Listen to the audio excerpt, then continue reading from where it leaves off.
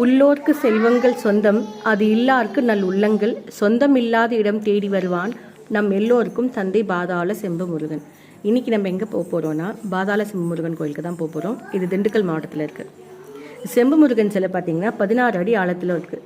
சிலர் இதை வந்து 2வது திருச்செந்தூர்னு சொல்கிறாங்க. காரணம் என்னென்னா, முருகன் திருச்செந்தூரில் மலை மேல் தான் இருக்கணும், ஏறி செல்லும். ஆனால் இந்த திருச்செந்தூர் கோயிலும் பாதாள செம்பு முருகன் கோயிலும் பூமிக்கு அடியில் இருக்கிறதுனால நம்ம இறங்கி சென்று வரும்போது மேலே ஏறி வரும் அப்படின்னு சொல்கிற ஐதீகம் இருக்குது. இந்த கோயில் பார்த்தீங்கன்னா ரெட்டியார் சத்திரம் அப்படின்ற இடத்துல இருக்குது. அதாவது செம்பட்டின்ற ஒரு ஊருக்கு செல்கிற இடத்துல பழனிக்கு முன்னாடியே வந்து இந்த கோயில் இருக்குது. நாங்கள் வந்து ஒரு 3 வருஷம் முன்னாடி போகும்போது இந்த கோயில் இப்படி தாங்க இருக்குது.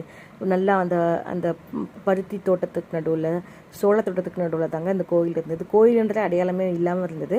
நாங்கள் இப்போ தான் அப்படி தான் தேடி போனோம். ஆனால் இந்த வருஷம் ஒரு 4 நாளைக்கு முன்னாடி நாங்கள் போகும்போது, நாங்கள் வந்து திங்கட்கிழமை போயிட்டு வந்தோம்.